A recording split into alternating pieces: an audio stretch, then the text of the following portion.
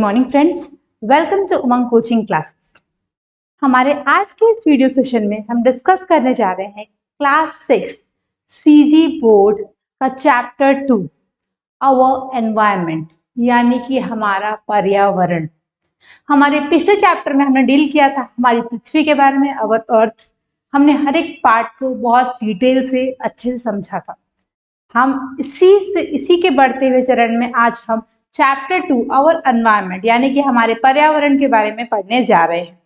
आशा करती हूँ आपको हमारा पिछला वीडियो बहुत पसंद आया होगा, और अगर आपने अभी तक हमारा पिछला वीडियो नहीं देखा है तो जाके उसे जरूर देखें। आइए शुरू करते हैं हमारा आज का ये सेशन। आवर एनवायरनमेंट यानी कि हमारा पर्यावरण। हमारा पर्यावरण, अगर हम अपने आसपास देखते हैं तो हमें विभिन्न प्रकार की चीजें, different types of thing visible होते हैं, दिखते हैं। अब जो डिफरेंट टाइप्स ऑफ थिंग्स हमें विजिबल होते हैं, इसमें हम अलग अलग चीजें पाई जाती हैं। फॉर एग्जाम्पल क्लाउड्स, लीव्स, पत्ते, फूल, पौधे, कहीं पेड़ दिखेगा, कोई जंतु दिख रहा है, कुत्ते, बिल्ली, चूहे, खरगोश, शेर, हाथी, अलग अलग चीजें पाई जाती हैं। कहीं पर माउंटेन्स हैं, पहाड़ हैं, नदियां हैं, अलग अलग चीजें हमें हमारे आसपास नजर आती है। तो अब ये जो चीजें हैं वो क्या है ना, ये सब मिलकर हमारा पर्यावरण बना रही है, हमारा एनवायरनमेंट। यही सब चीजें हमारे आसपास विजिबल हैं, दिखती हैं। तो अब ये चीजें क्या है ना, इन्हें कुछ पार्ट्स में डिवाइड किया गया है। इसे हम धीरे धीरे करके समझते हैं, पर सबसे इम्पोर्टेंट बात, सबसे जरूरी बात यह है जानने वाली कि ये सब कंपोनेंट्स मिलकर हमारा एनवायरनमेंट यानी कि हमारा पर्यावरण इसे बनाते हैं। अब ये जो हमारा पर्यावरण है यही इम्पोर्टेंट है, क्योंकि यही पर्यावरण हमारे नीड्स को, हमारी आवश्यकताओं को पूरा करता है। ठीक। अब बेसिकली जब हम पर्यावरण को समझते हैं तो यहाँ पर विभिन्न प्रकार की चीजें पाई जाती है। जैसे हमने पहले समझा, plants, animals, human beings, trees, mountains, plateaus, इन्हीं के द्वारा हमारी जो रिक्वायरमेंट्स हैं, जरूरतें हैं, वो पूरी होती है। अब ये जो रिक्वायरमेंट्स हैं, जरूरतें हैं, ये सिर्फ हमारे लिए नहीं, हम जैसे जितनी भी चीजें इस पृथ्वी पर रहती है उन सब के लिए आवश्यक है, जरूरी है। तो हम एक दूसरे पर इंटरडिपेंडेंट हुए, है ना, यानी किसी और जीव को, जंतु को हमारी आवश्यकता होगी और हमें उनकी आवश्यकता होगी। इन सब मतलब एक इंटरकनेक्टेड है, आपस में सब जुड़े हुए हैं। ठीक है बच्चों, तो ये सारे कंपोनेंट्स मिलकर हमारे एनवायरनमेंट को बनाते हैं, और हम सब मिलकर एक दूसरे को सपोर्ट करते हुए इस एनवायरनमेंट पे सरवाइव करते हैं, ताकि हमारी जो नीड्स है, रिक्वायरमेंट्स है, वो फुलफिल हो सके। अब बेसिकली हमारे जो एनवायरनमेंट के कंपोनेंट्स है उनको दो पार्ट्स में डिवाइड किया गया है। दो पार्ट्स में डिवाइड करने का मतलब होता है, एक होता है निर्जीव, एक सजीव, यानी कि एक living thing and non living thing. अब इनके बारे में समझेंगे कि लिविंग थिंग क्या होता है और नॉन लिविंग थिंग क्रिएचर्स क्या होता है। जब हम लिविंग क्रिएचर्स की बात करते हैं तो ऐसी वस्तु, ऐसा चीज जिसमें जीवन है ना, जो सांस ले पा रहा है, जो एक जगह से दूसरी जगह जा सकता है, जो एक जगह से दूसरी जगह मूवमेंट कर रहा हो, जो सांस ले पा रहा हो, जो रिप्रोड्यूस किया जा रहा हो। लिविंग थिंग्स की बहुत सारे डेफिनेशन हम बना सकते हैं, है ना। एक सिंपल भाषा में समझेंगे, जिसमें जीवन है, जो जीवित है, उसे हम लिविंग थिंग कहेंगे, यानी कि सजीव। अब इसके विपरीत में हमारे पास क्या जाता है, नॉन लिविंग थिंग, यानी कि निर्जीव वस्तु, जिसमें कोई जान नहीं है। अगर आज कोई वस्तु ऐसी रखी हुई है तो आज से 10 साल 12 साल भी बाद भी वो वस्तु वैसी ही रखी हुई होगी, क्योंकि उसमें जीवन ही नहीं है, तो उसमें कोई परिवर्तन नहीं आएगा। अब परिवर्तन किसमें आता है, सजीव चीजों में, जो जिसमें जीवन मौजूद होता है, उन्हीं में परिवर्तन आएगा, उन्हीं में अलग अलग चीजों की बदलाव आना संभव है। तो अब इस इमेज को देखिए, यहाँ पर हमें क्या दिख रहा है, एक ये वातावरण का इमेज है। वातावरण यानी कि हमारा एनवायरनमेंट। इसमें देखिए हमें सूर्य दिख रहा है, पत्ते दिख रहे हैं, पहाड़ दिख रहे हैं, नदियां दिख रही हैं, पेड़ पौधे दिख रहे हैं, फूल दिख रहे हैं, हमारा वातावरण जो कितना सुंदर। अब इसमें सिर्फ हम कहेंगे कि सिर्फ सजीव चीजें पाई जाती हैं, तो ऐसा नहीं। सजीव और निर्जीव दोनों चीजें पाई जाती हैं, जो कि मिलकर हमारे एनवायरनमेंट यानी कि पर्यावरण को बनाते हैं। अब यहाँ पर सजीव चीज में क्या आगे देखिए, जो पेड़ पौधे हैं ये सजीव हो गए। अब इसमें निर्जीव कौन से हैं, जो नदियां है, जो पहाड़ है, ये सब निर्जीव है। पहाड़ निर्जीव है, परंतु पहाड़ के ऊपर जो पेड़ पौधे हैं वो सजीव है, ठीक है। तो ध्यान समझिएगा, वह वस्तु जिसमें जीवन मौजूद है उसे हम कहेंगे सजीव यानी कि लिविंग थिंग, और जो जीवन जिसमें जीवन नहीं है, जो जीवित नहीं है, उन्हें हम कहेंगे नॉन लिविंग थिंग, ठीक है। तो अब बेसिकली हम एक इमेज को देखेंगे। ये देखिए यहाँ पर एक पार्क का इमेज है, आपके पास डिफरेंट टाइप्स ऑफ थिंग्स यहाँ पे विजिबल है, फाउंटेन है, ट्रीज है, देखिए बिल्डिंग्स भी विजिबल है, बर्ड्स है। अब आपको एक लिस्ट बनानी है, जिसमें आप मुझे ये बता सकें कि इस इमेज में कितनी चीजें लिविंग है, कितनी चीजें नॉन लिविंग है। अब अगर मैं बोलूं बहुत सारे एग्जांपल्स बताइए तो इट इज हो सकता है पॉसिबल ना हो, है ना। पर अगर मैं सिर्फ बोलूंगी कि 5 हम लिविंग थिंग को यहाँ पे बताते हैं और 5 नॉन लिविंग थिंग, यानी कि 5 सजीव और 5 निर्जीव चीज, ठीक है। तो आइए सबसे पहले जानते हैं सजीव चीज। सजीव चीज यहाँ पे क्या हो जाएगा, जल्दी जल्दी बताइए एक एग्जाम्पल कि तो सजीव जिसमें जीवन है। ये यहाँ पे ह्यूमन बींग्स, ये सजीव हो गए यहाँ पर, ठीक है। और बताइए, और एग्जाम्पल बर्ड्स, सेकंड, ये फर्स्ट था हमारा, ये सेकंड। और बताइए सजीव चीज, पेड़ तीसरे नंबर पे आ गया। और बताइए यहाँ पे सजीव जिसमें जीवन है ऐसे कौन सी चीजें हैं, ये देखिए यहाँ पर एक पशु है ना, ये हो गया। और बताइए यहाँ पे ऐसे कौन सी चीजें जिसमें जीवन है, जो जीवित ऐसे कौन सा चीज है यहाँ पर जिसमें जीवन मौजूद है। देखिए यहाँ पर पेड़ पौधे फूल भी बने हुए हैं, है ना। तो ये 5 और भी बहुत बहुत एग्जाम्पल, देखिए यहाँ पर भी एक एनिमल्स है, यहाँ वाटर एनिमल्स है, अलग अलग चीजें जो यहाँ पर जीवित मौजूद है। अब हमने ये जान लिया, देखिए आपको इमेज में विजिबल है, ये एक पर्यावरण का चित्र है, हमारे वास्तविक ये सिंपल पार्क का इमेज है। इसमें देखिए बहुत सारी चीजें यहाँ पर सजीवित है, यानी कि यहाँ पर लिविंग थिंग है। अब इसी में देखिए हम नॉन लिविंग थिंग को भी छाड़ देंगे, ठीक है। अब non living thing, non living thing देखिए क्या हो गया, ये लैंप यहाँ पर नॉन लिविंग थिंग हो गया, ये बेंच यहाँ पर नॉन लिविंग थिंग हो गया, ये देखिए यहाँ पे बाउंड्री बनी हुई है, ये यहाँ पे नॉन लिविंग थिंग हो गया। इसके अलावा ये फव्वारा जो ये फाउंटेन्स है, ये नॉन लिविंग थिंग हो गया। यहाँ पर देखिए लाइट्स बने हुए हैं, ये नॉन लिविंग थिंग हो गया यहाँ पर। इसके अलावा देखिए ये बिल्डिंग्स भी यहाँ पर नॉन लिविंग थिंग्स है ना। तो हमारे पास बहुत सारे एग्जाम्पल्स हैं जिसमें हम ये बता सकते हैं कि हमारे एनवायरमेंट में अलग अलग चीजें पाई जाती हैं, तो उनमें से कुछ चीजें लिविंग होती हैं और कुछ चीजें नॉन लिविंग। ऐसा नहीं होगा कि सिर्फ लिविंग ऑर्गेनिजम्स होंगे, लिविंग और नॉन लिविंग दोनों को मिला के हमारा एनवायरमेंट बनता है, ठीक है। तो समझ में आ गया आपको, आगे बढ़ते हैं।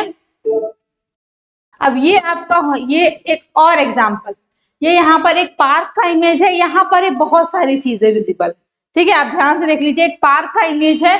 अब ये पार्क एक स्कूल के बाहर है, ठीक है, ये पूरा स्कूल है, एक स्कूल के बाहर एक पार्क का इमेज है। अब आपको इसमें बताना है कि कौन सी चीजें लिविंग है, कौन सी चीजें नॉन लिविंग है। चलिए बताइए, सबसे पहले हम कैटेगराइज करेंगे लिविंग को, यानी कि कौन सी चीजें लिविंग है। 5 चीजें बस, ओनली 2 थिंग्स, सॉरी 5 थिंग्स, इतना हम बताएंगे। उसके बाद हम नॉन लिविंग थिंग के ऊपर जाएंगे। अब लिविंग थिंग यहाँ पे देखिए, यहाँ पे बहुत सारे बच्चे हैं, है ना, ये सब बच्चे लिविंग थिंग्स में आ जाएंगे। तो मैं एक लिख देती हूँ बॉय और दूसरा लिख देती हूँ गर्ल्स, ये सब क्या हो गया, लिविंग हो गया। और बताइए लिविंग्स में क्या आ गया, यहाँ पर लिविंग्स में देखिए ट्रीज है, यहाँ पर ट्रीज भी आ गए लिविंग्स में। और क्या आ गया बच्चे, जल्दी बताइए, क्या आपको यहाँ पे बर्ड्स विजिबल है, बर्ड्स नहीं, पर यहाँ पर एनिमल्स विजिबल है ना। हम लोग यहाँ पे लिख सकते हैं एनिमल। और देखिए यहाँ पर क्या विजिबल है, यहाँ पर हमें फ्लावर्स भी विजिबल है, तो हम यहाँ पे फ्लावर भी लिख सकते हैं, ठीक है। ये सब क्या हो गए, लिविंग ऑर्गेनिजम्स, यानी कि जीवित वस्तु, ठीक है। समझ में आ गया आपको। अब इसके बाद हम समझेंगे नॉन लिविंग। अब इसके बाद आएगा हमारा नॉन लिविंग। तो नॉन लिविंग क्या हो जाएगा, जिसमें जीवन नहीं है। तो बहुत ईजी है बच्चों नॉन लिविंग जानना, ये बिल्डिंग्स नॉन लिविंग हो गया, ठीक है। इसके बाद देखिए जितने भी झूले हैं ये सब नॉन लिविंग्स में आ गए। उसके बाद देखिए यहाँ पर कुछ वैन्स रखी हुई हैं, यहाँ पर बेंचेस रखे हुए हैं, है ना। यहाँ पर देखिए लाइट्स हो गए, यहाँ पर फिर झूले हैं, फिर ये इतना बड़ा ग्राउंड है, ये सब यहाँ पर क्या हो गए, नॉन लिविंग, है ना, यानी कि जो नॉन लिविंग थिंग्स। तो आशा करती हूँ कि अब तक आपको इन चीजों के बारे में बहुत क्लैरिटी आ गई होगी कि लिविंग थिंग्स क्या होता है और नॉन लिविंग थिंग्स क्या होता है। इतने मैंने आपको नंबर ऑफ एग्जांपल्स, उदाहरण मैंने बता दिया जहां पर ये क्लियर हो सकता है कि लिविंग और नॉन लिविंग थिंग्स, ऑर्गेनिजम्स के बीच में क्या डिफरेंस है। ठीक है, इतना क्लियर है आप सबको। चलिए आगे बढ़ते हैं। तो अब आप जानते होंगे कि हमारे जो पर्यावरण है इसमें दो प्रकार के ऑर्गेनिजम्स यानी कि लिविंग ऑर्गेनिजम्स पाए जाते हैं। पहला विशेषता क्या हो गया, प्लांट्स, और दूसरा क्या हो गया, एनिमल्स। प्लांट्स और एनिमल्स बेसिकली इन्हीं में जीवन हमें पाया जाता है। अब जो प्लांट्स हैं उनमें आपने देखा होगा कि अधिकतर प्लांट्स, मैक्सिमम 98% ऑफ प्लांट्स जो होते हैं वो ग्रीन कलर के होते हैं, है ना। 98% प्लांट्स ग्रीन कलर के, यानी कि अधिकांश, ज्यादा मात्रा में जो हमें प्लांट्स पाए जाते हैं वो ग्रीन कलर में होते हैं, है ना बच्चों, होते हैं ग्रीन कलर में। अब वो ग्रीन कलर में क्यों होते हैं, क्योंकि उनमें एक क्लोरोफिल नाम का पिगमेंट पाया जाता है उनके पत्तों में। अब पेड़ों के पत्तों में एक क्लोरोफिल नाम का एक पिगमेंट, एक चीज पाई जाती है जिनके कारण उनका जो रंग है वो हरा रंग का दिखता है। ठीक है, नाम का पिगमेंट पाया जाता है जिसके कारण उनका रंग हरा होता है। ठीक है, अब हरा होने के साथ साथ में क्लोरोफिल पाया जाता है। क्लोरोफिल की सहायता से, मदद से वो क्या कर पाते हैं, अपना खाना खुद प्रिपेयर कर पाते हैं। मतलब जितने भी प्लांट्स हमारे पृथ्वी पर है, हमारे अर्थ पर हैं, वो सब अपना खाना खुद पका पाते हैं। जिनके भी पत्ते हरे रंग के हैं वे पौधे, प्लांट्स, ट्रीज अपना खाना खुद पका पाते हैं। किसकी मदद से, क्लोरोफिल पिगमेंट की मदद से। ठीक है, क्लोरोफिल पिगमेंट्स हमारे लीव्स में प्रेजेंट होता है। वहां पर क्या होगा, वो सूरज, पानी और अलग अलग चीजों की सहायता से, वाटर, मिनरल्स, इन सब चीजों को मिला के वो वहां पर फूड प्रोडक्शन, यानी कि प्लांट्स अपना फूड खुद बना पाते हैं।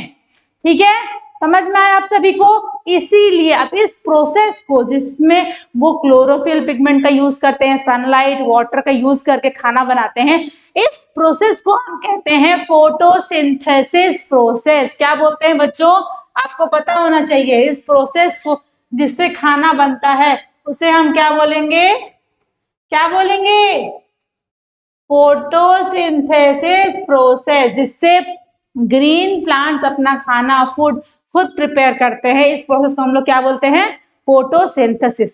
ठीक है, तो आप सबको क्लियर है। अब ये फोटोसिंथेसिस बताने का सिर्फ एक मकसद है। अभी तक सबसे पहले हमने ये जाना था कि जो प्लांट्स हैं, जो एनिमल्स हैं, ये सब मिलकर हमारे एनवायरनमेंट पे सर्वाइव करते हैं, सब हमारे एनवायरनमेंट के कंपोनेंट्स हैं। तो अब ये रह रहे हैं। अब रहेंगे, सबसे इंपॉर्टेंट चीज क्या है, हमें चाहिए कि हम वो फूड कहाँ से अवेलेबल होता होगा, है ना, वो खाना कहाँ से खाते होंगे, ये हमारे लिए इंपॉर्टेंट हो गया। अब फूड जानने के लिए कि वो क्या खाना खाते हैं, हमारे सबसे इंपॉर्टेंट, सबसे पहला चीज आया हमारा प्लांट्स। तो प्लांट्स बेसिकली खुद प्रिपेयर कर रहे हैं अपना फूड। अब जो ऑर्गेनिजम्स अपना फूड खुद प्रिपेयर कर रहे हैं, आपको खुद फीड करते हैं, यानी कि अपने लिए फूड खुद बना रहे हैं, किसी पर डिपेंडेंट नहीं है, उन ऑर्गेनिजम्स को हम बोलेंगे ऑटोट्रॉप्स।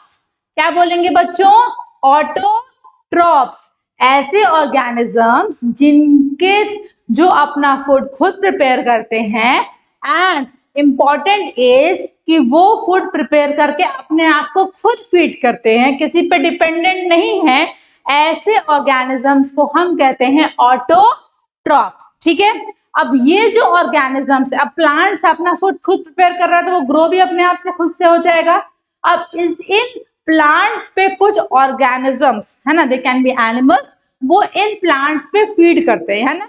अब वो तो अपना, अब एनिमल्स अपना खाना खुद नहीं बना सकते हैं, तो वो क्या करते हैं, वो प्लांट्स पे डिपेंडेंट हो जाते हैं कि जो प्लांट्स होंगे हम उन्हें खाएंगे और अपना पेट, अपना भरण पोषण करेंगे। ठीक है, तो ऐसे ऑर्गेनिज्म जो सिर्फ और सिर्फ प्लांट्स पे डिपेंडेंट होते हैं, यानी कि सिर्फ वो प्लांट्स को खाते हैं ताकि अपना वो फूड उसे बना सके, अपना पेट भर सके, ऐसे ऑर्गेनिजम्स को हम बोलते हैं herbivore animals. Herbivore animals, herbivore animals, ऐसे ऑर्गेनिजम्स जो सिर्फ और सिर्फ प्लांट्स पे फीड होते हैं ताकि वो अपने रिक्वायरमेंट्स को, फूड रिक्वायरमेंट्स को फुलफिल कर सके, उन्हें हम बोलेंगे हर्बीवोर एनिमल्स। ठीक है, अब इसमें एग्जाम डियर और भी अलग अलग एग्जाम्पल्स हैं हर्बीवोर एनिमल्स की।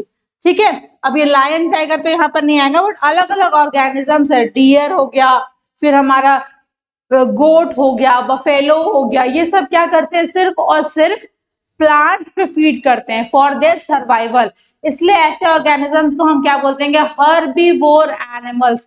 फॉर एग्जाम्पल यहाँ पर देखिए गाय हो गई, giraffe, sheep, zebra and again the sheep, the giraffe, the cow, goat, ये सब जो ऑर्गेनिजम्स होते हैं वो सिर्फ और सिर्फ डिपेंडेंट होते हैं प्लांट्स पे फॉर फूड। ठीक है, तो ऐसे ऑर्गेनिजम्स को हमने क्या कहा, हर्बीवोर, हर्बीवोर जो सिर्फ और सिर्फ प्लांट्स पे डिपेंडेंट है फॉर देयर फूड।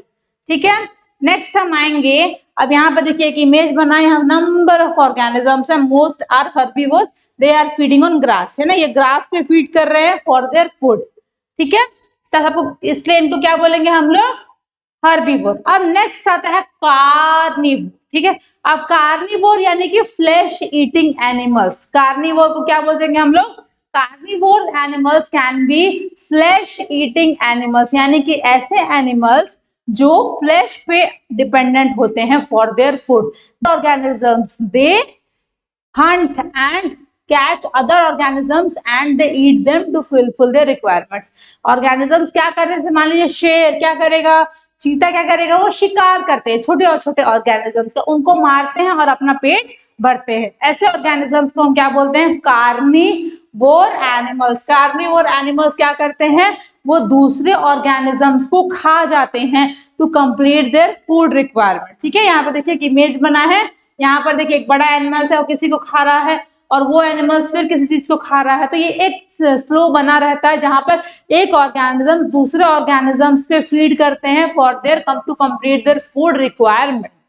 ठीक है, अब नेक्स्ट हम जानेंगे ओमनीवोर्स। अब ओमनीवोर्स किस टाइप के ऑर्गेनिजम्स हो गए, जो प्लांट्स पे फीड करेंगे और जो एनिमल्स पे भी फीड करेंगे, है ना, वो दोनों पे डिपेंड करते हैं। ऐसा नहीं है कि सिर्फ ये खाएंगे वो खाएंगे, मतलब they are both vegetarian as well as non vegetarian, वो दोनों खाते हैं and they eat both to complete their food requirement. ठीक है, तो ऐसे ऑर्गेनिजम्स को हमने क्या कहा, ओमनीवोर एनिमल्स। ठीक है, अब नेक्स्ट आते हैं प्रोड्यूसर्स पे। अब प्रोड्यूसर्स क्या है, ऐसी ऑर्गेनिज्म जो अपना फूड खुद प्रिपेयर करते हैं, ऐसे ऑर्गेनिज्म जो अपना फूड खुद प्रिपेयर करते हैं उन्हें हम क्या कहेंगे, प्रोड्यूसर्स, है ना, उन्हें हम क्या करेंगे, प्रोड्यूसर्स। अब जैसे प्लांट्स अपना फूड खुद प्रिपेयर करते हैं, बट उन प्लांट्स के थ्रू, उनके फूड प्रिपरेशन के थ्रू हमें क्या मिलता है, हमें फ्रूट्स मिलता है, ठीक है, अलग अलग जूसेस मिलते हैं, वेजिटेबल्स मिलते हैं, है ना, अलग अलग चीजें उपलब्ध है just because of the plants, क्योंकि वो अपना फूड खुद प्रिपेयर कर रहे हैं। अब उनके फूड प्रिपेयर से हमें इन प्लांट्स के थ्रू देखिए कितनी सारी चीजें, हमें अरहर, दाल, चावल,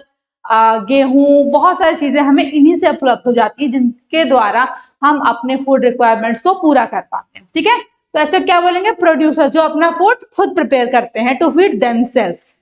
अब इसके बाद क्या हो गया, हम प्लांट्स को हमने प्रोड्यूसर्स क्यों कहा, बिकॉज वो प्रोड्यूस कर रहे हैं, है ना, कुछ नया बना रहे हैं हमारे लिए, है ना। और नेक्स्ट, अब जो ऑर्गेनिजम्स दूसरों पे डिपेंड है फॉर देयर फूड, उन्हें हम क्या बोलेंगे, कंज्यूमर्स, है ना, जो प्रोड्यूस कर रहे हैं, उत्पन्न कर रहे हैं, उन्हें हम क्या बोलेंगे, producers, because they are making food, है ना। पर जो ऑर्गेनिजम्स प्रोड्यूस नहीं कर रहे हैं, दूसरे पे डिपेंडेंट है to complete their food requirement, उन्हें हम क्या बोलेंगे, कंज्यूमर्स, है ना, those will be known as consumers. ठीक है, अब कंज्यूमर्स में देखिए हम सब तो कंज्यूमर्स ही हो गए, because we are not preparing our food, है ना, हमारे पास चावल आएगा, हम भले उसे पकाएंगे, बट चावल असली में कौन हमें ला के दे रहा है, plants, because they are preparing the food for us. हमने समझा प्लांट्स के बारे में, उन प्रोड्यूसर्स के बारे में, हर्बीवोरस, ओमनीवोरस एंड कार्निवोरस, इन ऑर्गेनिजम्स के बारे में समझा। प्लांट्स बेसिकली अपना फूड खुद प्रिपेयर कर रहे थे, they were known as producers, and other organisms थे वो उन पे फीड करते, है ना, दे डिपेंड ऑन देम, तो इसलिए हमने उन्हें क्या कहा था, कंज्यूमर्स। ठीक है, consumers because they eat the food, वो प्रोड्यूसर्स के द्वारा बनाया गया फूड को खाते हैं, इसलिए हम उन्हें क्या करते हैं, consumers. For example at your home आपकी मम्मी खाना बनाती हैं तो वो प्रोड्यूस कर रही है, फूड बना रही हैं एंड आप सभी उस खाने को खा रहे हैं, है ना। You are not helping her, आप उसे खा रहे हैं, आप लोग सब क्या हुए कंज्यूमर्स एंड आपकी मम्मी उस खाने को बना रही है, उन्हें हम क्या बोलेंगे प्रोड्यूसर्स, ठीक है। फॉर एग्जाम्पल मैं बता रही थी this none of important thing. Next हम बात करने वाले हैं फूड चेन। अब ये चेन एक पूरा चेन बनता है, पूरा एक चैनल बनता है जिसको हम पढ़ने वाले हैं आगे। तो फूड चेन क्या होता है, the sequence of who Yeats हुम, यानी कि एक पदार्थ उसे कौन खाता है फिर उसे कौन खाएगा, मतलब एक चेन बनता है ना। इसे हम समझने की कोशिश करते हैं। जैसे पहला यहाँ पर एग्जाम्पल देखिए ग्रास, है ना, ग्रास यहाँ पर बना हुआ है। ग्रास को देखिए कौन खा रहा है, एक ग्रास हॉपर, है ना, एक कीड़ा वो ग्रास पे फीड कर रहा है। तो इसीलिए ये जो ग्रास है ये प्रोड्यूसर्स में आ गया बिकॉज दिस इज प्लांट। अब ये जो ग्रास है इस पे कौन फीड कर रहा है, हमारा ग्रास हॉपर, और ग्रास हॉपर पे कौन फीड कर रहा है, बर्ड्स, है ना। यानी कि ग्रास को कौन खा रहा है, ग्रास हॉपर, ठीक है। अब ग्रास हॉपर कौन खा रहा है, एक बर्ड, एक चिड़िया। अब इस बर्ड को कौन खा रहा है, स्नेक, स्नेक को कौन खा रहा है, ईगल, और ईगल को कौन खा रहा है, mushroom. Again mushroom forms plant, ठीक है। यानी कि हमारी जो एनवायरनमेंट है इस पे एक चैनल बना रहता है। अब और सिंपल एग्जांपल मैं बता सकती हूँ कि अगर एक घास है ना, घास, अब घास पे कौन फीड कर रहा है, मान लो एक गोट, एक बकरी आके उस घास पे फीड कर रही है, ठीक है। एक बकरी आके घास पे फीड कर रही है। अब आगे क्या होगा, आगे चल के उस बकरी को मान लो एक लॉयन ने खा लिया, है ना। उस बकरी को हम मान लेते हैं कि एक लॉयन ने खा लिया। तो लॉयन ने इनडायरेक्टली किस चीज को खाया, घास को, क्योंकि उस घास को किसने खाया था, बकरी ने। अब बकरी के पेट में तो घास है ऑलरेडी। अब लॉयन ने क्या खाया, उस बकरी को भी खाया, उसके अंदर जो घास था उसको भी उसने खा लिया, ठीक है। समझ में आया, एक चेन बना। पर क्या लॉयन ने डायरेक्टली घास को खाया, नहीं, उसने इनडायरेक्टली उसे खाया।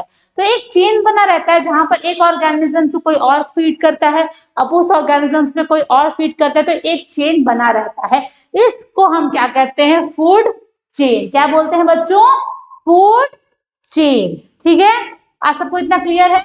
नेक्स्ट आते हैं अब number of food chains in the environment. हमारा जो एनवायरनमेंट है इसमें बहुत सारे फूड चेन्स बने हुए हैं। Number of food chains, so many interconnected food chains, है ना। जैसे यहाँ पर देखिए ये ओक ट्री है, ओक ट्री है, इस पे बीटल भी फीड कर रहा है, माउस भी फीड कर रहा है, क्वेल भी फीड कर रहा है, स्क्विरल भी फीड कर रहा है। अब स्क्विरल को बाद में कौन खा लेगा, एक हॉक, ईगल। इसके बाद एक माउस को कौन खा लेगा, फॉक्स। फ्रॉग को कौन खाएगा, beer.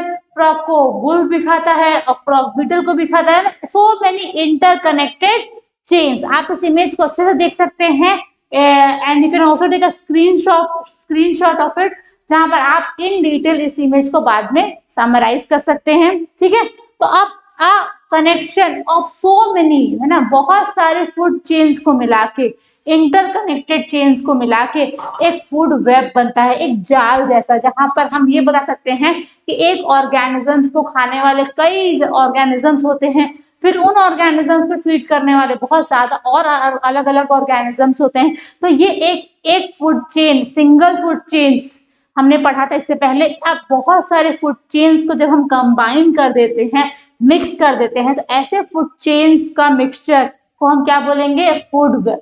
Uh connection of many interconnected food chains is known as food web, ठीक है। इतना सबको क्लियर है। आगे बढ़ते हैं एनवायरमेंटल पोल्यूशन के बारे में। हम अपने एनवायरमेंट को देख रहे हैं, अब हमने यहाँ पर फूड हैबिट्स को भी जाना, अब हम इससे थोड़े पोल्यूशंस के बारे में समझते हैं। हमारे जो एनवायरमेंट है इसमें डिफरेंट टाइप्स ऑफ पोल्यूशन हो रहे हैं। आप आसपास देखिए कितनी गर्मी बढ़ती जा रही है, कहीं पर साउंड पोल्यूशन है, कहीं पर वाटर पोल्यूशन है, कहीं पर एयर पोल्यूशन हो रहा है, कहीं पर सॉइल पोल्यूशन हो रहा है। मतलब अलग अलग जगह पर अलग अलग प्रकार के पोल्यूशन हो ही रहे हैं, कहीं पर कोई रुकावट नहीं है, कोई स्टॉपेज नहीं है। तो अब ऐसा क्यों हो रहा है, ठीक है। इसके पहले तो हम अलग अलग टाइप को समझेंगे कि कितने टाइप्स ऑफ पोल्यूशन होते हैं, उसके बाद हम समझेंगे कि जो पोल्यूशन है उसका मेन सोर्स क्या है, ऐसा क्यों होता है और उसका रीजन क्या है एंड इसका क्योर क्या है, इसे भी हम समझेंगे। तो हमारा पहला बेसिक पोल्यूशन वो होता है एयर पोल्यूशन।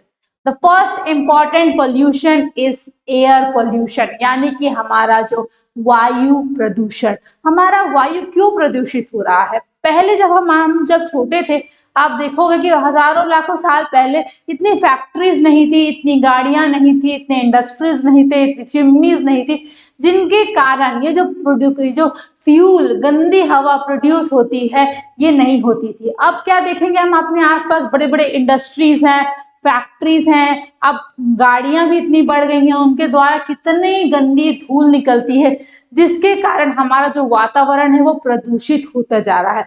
और एक दिन और जिस लेवल पे हमारा जो प्रदूषण है वो बढ़ रहा है, अगर इसी लेवल पे बढ़ता गया तो एक दिन हमारे आसपास सिर्फ धूल ही धूल होगी और कुछ भी नहीं होगा। इंसान के जीने के लिए बहुत ही ज्यादा दुर्लभ स्थिति आ जाएगी। बिकॉज हम क्या कर रहे हैं, हम पेड़ को काटते जा रहे हैं, पेड़ को काट काट के हम घर बना रहे हैं, कोई पेड़ को उगाने का, प्लांट करने की बात कर ही नहीं रहा है। यहाँ सिर्फ बात होती है प्लांट्स को काटो बिल्डिंग बनाओ, प्लांट्स को काटो फैक्ट्रीज बनाओ, प्लांट्स को काटो मॉल बनाओ, यही हो रहा है। अब अगर ऐसा कंटिन्यू होता रहा, आगे भी बढ़ते गए, इससे क्या होगा, हमारा जितने भी फॉरेस्ट एरिया हैं, ये सब किससे कवर हो जाएंगे, बिल्डिंग से कवर हो जाएंगे, और धीरे धीरे जो ट्रीज, प्लांट्स, इन सब की मात्रा कम होती जाएगी। अब जो ट्रीज हैं यही इंपॉर्टेंट हैं हमारे एयर को प्यूरिफाई करने के लिए, क्योंकि ये जो हमारे प्लांट्स हैं ये कार्बन डाइऑक्साइड गैस को इनहेल करते हैं और ऑक्सीजन गैस को देते हैं। ऑक्सीजन गैस को रिलीज करने के कारण हमारा जो पूरा एनवायरनमेंट है ये प्यूरिफाई होता जाता है। बिकॉज इसमें जो हमारे एनवायरनमेंट में मैक्सिमम जो गैस होती हैं जो एयर को पोल्यूट करती हैं वो कार्बन डाइऑक्साइड गैस है। अब जो हमारे प्लांट्स हैं वो इसी कार्बन डाइऑक्साइड गैस को इनहेल करते हैं और ऑक्सीजन रिलीज करते हैं, जिसके कारण एक बैलेंस बना रहता है हमारे एनवायरनमेंट में। But the important thing is, अगर ये प्लांट्स ही नहीं होंगे तो हमारा जो एनवायरनमेंट उसको प्यूरिफाई कैसे किया जा सकता है? एक बहुत बड़ा क्वेश्चन है जिसका कोई सोल्यूशन, मतलब सॉल्यूशंस तो हैं but nobody follows the solution. आज देखेंगे हमारे आसपास रोड्स पे कितनी गाड़ियां बढ़ती जा रही हैं, लोग धूल हुए गाड़ियां को बढ़ा, मतलब पूरे गाड़ियों से धूल निकलता रहता है, ट्रक से धूल निकलता रहता है, बसेस से धूल निकलता रहता है, लोग प्राइवेट ट्रांसपोर्ट से यूज करते हैं, जिसके कारण पूरा जो धूल है वो हमारे एटमॉस्फेयर पे कलेक्ट होता है, इन शॉर्ट पोल्यूशन फॉर्म करता है। और नेक्स्ट हम ये भी बात करेंगे, अलग अलग टाइप्स ऑफ इंडस्ट्रीज हैं जो हमारे एनवायरनमेंट में हैं, जो हमारे fuel production, smoke production pollute कर रही हैं हमारे एयर को, जिसके कारण इन फ्यूचर हमें ब्रीथिंग प्रॉब्लम्स भी आ सकती हैं। यही एयर पोल्यूशन है जिसके कारण अगर फॉल्स एयर, खराब हवा को इनहेल कर लेते हैं तो हमें डिफरेंट टाइप्स ऑफ बीमारियां, डिसीजेस भी हो सकती हैं, लाइक ब्रोंकाइटिस, ब्रोंकियोल्स एंड अलग अस्थमा की प्रॉब्लम भी होती है, जिसमें लोग सांस नहीं ले पाते हैं। तो अलग अलग टाइप ऑफ है। अब इसका क्योर क्या है? हमने इतना सा तो समझ लिया कि एयर पोल्यूशन होता है, इससे इसका रिजल्ट ये है, बस का क्योर क्या है? क्योर सिर्फ यही है कि हमें पेड़ लगाना चाहिए, हमें हमारे आसपास पेड़ के कटने को, डिफॉरेस्टेशन को रोकना चाहिए और पेड़ लगाने चाहिए, प्लांट ट्रीज, हमें पेड़ लगाना चाहिए ताकि हम जो हमारा एनवायरनमेंट है उसमें जो गैस है, पोल्यूटेड गैस है, उसको प्यूरिफाई कर सके। ठीक है, तो आइए आगे बढ़ते हैं। पहला था हमारा एयर पोल्यूशन। सेकंड हम समझे कि यहाँ पर एक जो इमेज है उसमें देखिए इतनी बड़ी फैक्ट्रीज है, फैक्ट्रीज से धुआं निकल रहा है और इतने बड़े एरिया में देखिए प्लांट्स की मात्रा कितनी कम है ना, कितनी कम है। यहाँ देखिए फैक्ट्री से धुआं उड़ रहा है, ये सब धुआं कहाँ जा रहा है? हमारे एनवायरनमेंट में कलेक्ट हो जा रहा है। और एक दिन अगर यही चलता गया तो हमारा जो एनवायरनमेंट है वो पूरा का पूरा काला पड़ जाएगा। देख लीजिए, ऐसी स्थिति आने से पहले जरूरी है कि हम प्लांट्स लगाएं और दूसरों को भी मोटिवेट करें कि वो भी प्लांट्स लगाएं, ताकि हमारा जो एनवायरनमेंट है उसका पोल्यूशन रिड्यूस हो पाए, कम हो पाए। नेक्स्ट हम बढ़ते हैं वाटर पोल्यूशन। अब वाटर पोल्यूशन क्या है? वाटर पोल्यूशन कूड़ा कचरा, यहाँ की तक की जो फैक्ट्री से कचरा आता है वो सब उन नदियों में ही डिकम्पोज कर डाल देते हैं, फेंक देते हैं। उससे क्या होता है, धीरे धीरे कर वहाँ का जो पानी है वो पोल्यूट हो जाता है, खराब हो जाता है। अब पानी पोल्यूट हो जाने के कारण, खराब हो जाने के कारण हम आगे जाके उस पानी का यूटिलाइजेशन नहीं कर सकते। अब आप बताइए, ऐसे पानी को अगर कोई पीता है ऐसे पानी को अगर कोई पी लेता है तो क्या होगा, क्या वो उसके लिए ये पानी लाभदायक है या हानिकारक? बहुत साधारण सी बात है कि ये पानी उसके लिए हानिकारक ही होगा, जो लेके आएगा बहुत सारी बीमारियां, बहुत सारे नए नए विष, और सबसे इम्पोर्टेंट इससे बहुत लोगों की मृत्यु भी हो सकती है। ऐसा पानी अगर एक कुत्ता भी पीता है, एक बकरी भी पीती है, तो उसके लिए भी बहुत ज्यादा हानिकारक होता है। अब हमारे आसपास ये हो रहा है, इससे बचाव के लिए सबसे इम्पोर्टेंट क्या होगा कि हम पानी की रक्षा करें, हम पानी को सुरक्षित रखें, साफ रखें। अब साफ रखने के लिए सबसे इम्पोर्टेंट क्या है कि हम किस तरह से पानी का बचाव कर सकें, उसका संग्रह कितने अच्छे तरीके से कर पाए, ताकि आगे आने वाली हमारी पीढ़ी, हमारी जनरेशन को कोई भी पानी की दिक्कत का सामना ना करना पड़े। पहला सबसे इम्पोर्टेंट चीज तो यही है कि हमें अपने घर के कूड़े कचरे को कभी भी नदी नालों किनारों पर नहीं फेंकना चाहिए, जिससे कि हमारा जो आसपास है, यहाँ का जो जल है वो प्रदूषित ना हो पाए। अब दूसरा इसका उपाय है rain water harvesting. Rain water harvesting का मतलब हमारा जो पानी है नदियों के द्वारा से, जो पानी वर्षा से आता है, उस पानी को हम किस प्रकार से संग्रहित करते हैं, ताकि हमारे आगे जब हमें यूज हो, जब हमें उसकी आवश्यकता हो, उस पानी को हम उपयोग कर पाए। तो अब रेन वाटर हार्वेस्टिंग क्या है? रेन वाटर हार्वेस्टिंग में बेसिकली क्या हो रहा है, लोग अपने छतों पर बड़े बड़े पाइप्स लगा देते हैं, ताकि जो वाटर है, रेन वाटर, बारिश का पानी, वो उस पाइप्स के थ्रू आए, और उसके बाद वो बड़े बड़े टैंकर्स में इस वाटर को स्टोर कर देते हैं। स्टोर करने के कारण इन फ्यूचर जब उन्हें पानी का रिक्वायरमेंट होगा, वो इस पानी का यूटिलाइज कर सकते हैं, ना सिर्फ अपने घर के कामों के लिए, और भी चीजों के लिए, जैसे पौधों के लिए, पशु के लिए, पक्षियों के लिए इस पानी का यूटिलाइजेशन कर सकते हैं। दूसरा तरीका है कि हम अपने पृथ्वी के वाटर लेवल को ही बढ़ा दें, है ना, पृथ्वी के वाटर लेवल को ही बढ़ा दें। अब आप बहुत सिंपल बात से मैं बताऊंगी, जब हम ये गर्मियों की बात करते हैं तो लोग कहते हैं कि पानी बहुत नीचे चला गया है ना, आपके आसपास कुएं होंगे, आपने देखा होगा पानी का जो स्तर है वो बहुत नीचे चला गया है। पर जब हम बरसात की बात करते हैं तो लोग बोलते हैं कि नहीं, पानी का स्तर ऊपर हो गया है। तो ये पानी का स्तर ऊपर नीचे का क्या बात है, मतलब हमारा जो पृथ्वी है इसमें पानी मौजूद है ना, पृथ्वी के नीचे पानी मौजूद है। अब जब हम इसे खोदते हैं तो हमें पानी मिलता है, तो जब हम इस पानी का बहुत ज्यादा यूटिलाइजेशन कर देते हैं तो हमारा जो वाटर चैनल है पृथ्वी पर, ये कम हो जाता है, जो बारिश के कारण वापस भर सकता है। इसीलिए हमें क्या करना चाहिए, जितने भी सड़क पर एक्स्ट्रा वाटर गिर रहा है उन सबको हमें कहाँ करना चाहिए, हमें जमीन में एक ऐसा स्रोत बनाना चाहिए जिससे वो सारा पानी जमीन के अंदर चला जाए, ताकि आगे चल के जब हमें वाटर का रिक्वायरमेंट हो सके, हम कुएं ट्यूबवेल्स वगैरह खनकर हम पानी का यूटिलाइजेशन कर पाए। ठीक है, तो हमारा नेक्स्ट, हम आगे बढ़ते हैं। हमारा नेक्स्ट पोल्यूशन है सॉइल पोल्यूशन, यानी कि मिट्टी का पोल्यूशन, मिट्टी का प्रदूषण। अब मिट्टी का प्रदूषण क्या है, इसे समझते हैं बहुत आसान भाषा में। तो मिट्टी का प्रदूषण, पहले क्या होता था, हम पेड़ पौधे लगाते थे और हमें फ्रूट्स मिल जाता था, पर आज अपनी बेसिक नीड्स को पूरा करने के लिए लोग फर्टिलाइजर्स का उपयोग करते हैं, अलग अलग जैविक खादों का, अलग केमिकल्स का यूज करते हैं अपने प्रोडक्शन को बढ़ाने के लिए। अब प्रोडक्शन को बढ़ाने के लिए वो खाद का यूज करते हैं, अलग टाइप ऑफ केमिकल्स का यूज करते हैं, कीटनाशक का यूज करते हैं। अब इन सब से क्या होता है, यह कीटनाशक न सिर्फ पौधों पे पड़ता है परंतु हमारे सॉइल पे पड़ता है, मिट्टी पे पड़ता है, जो आगे चल के हमारी मिट्टी को पल्यूट करते हैं, खराब करते हैं, प्रदूषित करते हैं।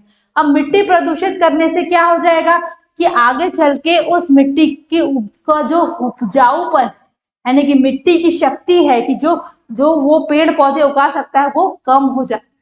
तो क्या इन फर्टिलाइजर्स केमिकल्स का यूज करना जरूरी है? ऐसा बिल्कुल भी जरूरी नहीं है। इन जो मानव है बहुत लोभी है, वो सिर्फ और सिर्फ अपने प्रोडक्शन को अपने प्रोडक्शन को बढ़ाने के लिए इन फर्टिलाइजर्स का यूटिलाइजेशन करता है।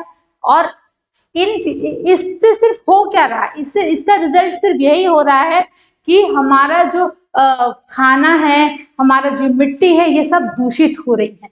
तो हमें इससे भी बचना चाहिए, हमें जैविक खादों का यूज करना चाहिए। अगर हमें खाद यूज करना ही है, हमें जैविक खाद का यूज करना चाहिए, हमें गाय के गोबर का यूज करना चाहिए, हमें मुर्गी का जो खाद होता है उसका यूज करना चाहिए, और भी अलग टाइप ऑफ चीजें, जैसे कि मान लीजिए घर में जो हम फ्रूट्स खाते हैं, हम जो सब्जियों का सड़न गलन होता है, इनका हम उपयोग कर सकते हैं हमारे सॉइल को, हमारी मिट्टी को खाद देने के लिए। परंतु जो हमारा केमिकल फर्टिलाइजर से यूज होता है, ये हमारे जो मिट्टी है इन्हें बहुत ज्यादा प्रदूषित कर रहा है और जिसका रोकथाम बहुत ज्यादा जरूरी है।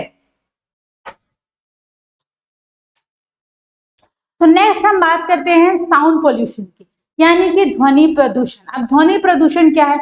हमारे आसपास में आजकल क्या होता है, लोग बहुत तेज आवाजों में गाना बजाते हैं।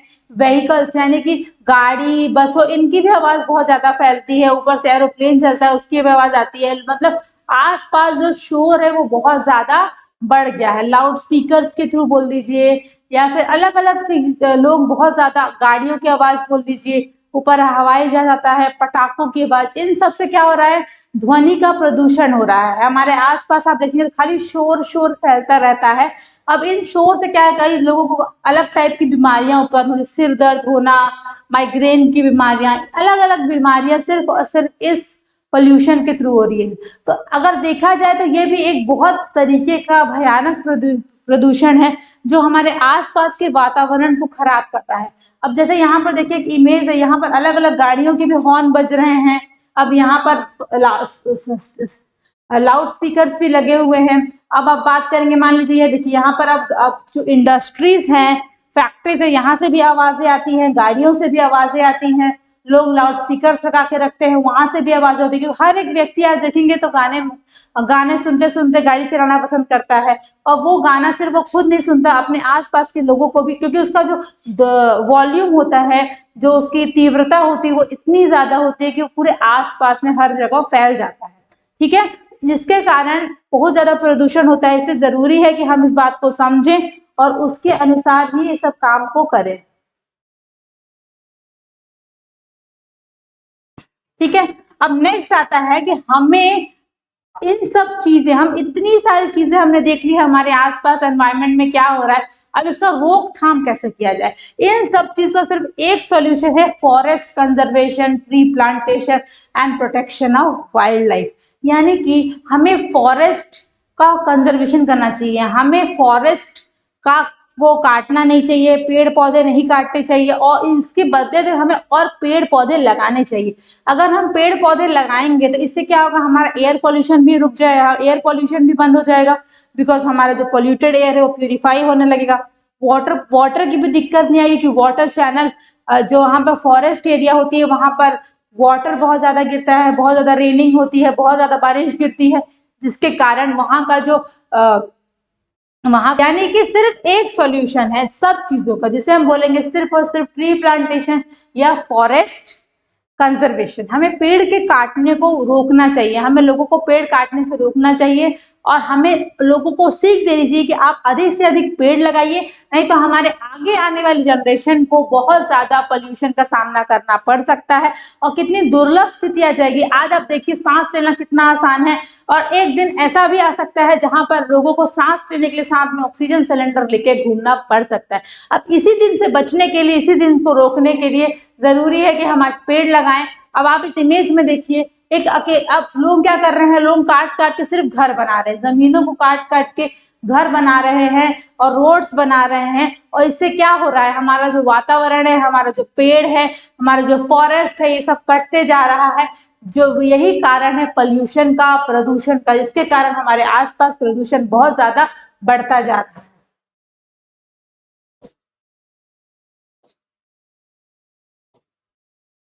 अब अगर हम ऐसा माने, अगर मान लीजिए बहुत ज्यादा वर्षा, अगर हमारे जो पृथ्वी पे अचानक से बहुत ज्यादा वर्षा होने लगती है, बहुत ज्यादा बारिश होने लगती है, तो तब क्या होगा ऐसी स्थिति में?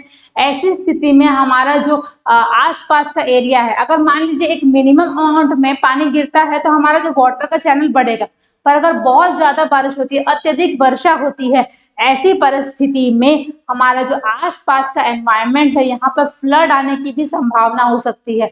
मतलब अगर बहुत पानी गिरता है तो उस स्थिति में हमारे पास बाढ़ की भी सिचुएशन आ सकती है। तो पानी का गिरना तो अच्छा है, पर पानी का बहुत ज्यादा गिरना हम जीवों के लिए बिल्कुल भी अच्छा नहीं है, क्योंकि यहाँ पर फ्लड, बाढ़ जैसी समस्या अलग अलग रोगों को भी ला सकती है हमारे आसपास। प्लस हमारे जो वातावरण है, इसमें बहुत सारे ऐसे जंतु हैं जो पानी के अंदर रहते हैं। अगर बाढ़ जैसी स्थिति उत्पन्न हो जाती है तो वहां पर जो उस टाइप के ऑर्गेनिजम्स, वाटर ऑर्गेनिजम्स हैं, उनकी भी मृत्यु हो सकती है। अब बीमारियां भी हमारे आसपास उत्पन्न हो सकती हैं।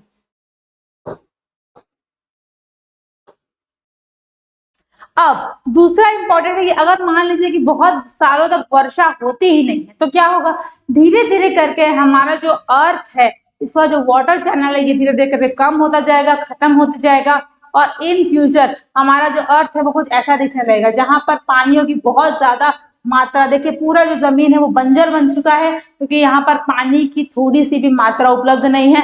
धीरे धीरे कर सारे जीव जंतु, मानव, सब हम मरने लगेंगे, सारे पेड़ पौधे मरने लगेंगे, बिकॉज पानी हमारे जीवन के लिए बहुत ज्यादा जरूरी है। इसलिए आप सबसे आग्रह है कि आप सतर्क हो जाइए, पानी का प्रॉपर यूज करिए, पानी का वेस्टेज मत करिए, पानी को उतना ही यूज करिए जितना आप सबके लिए आवश्यक है।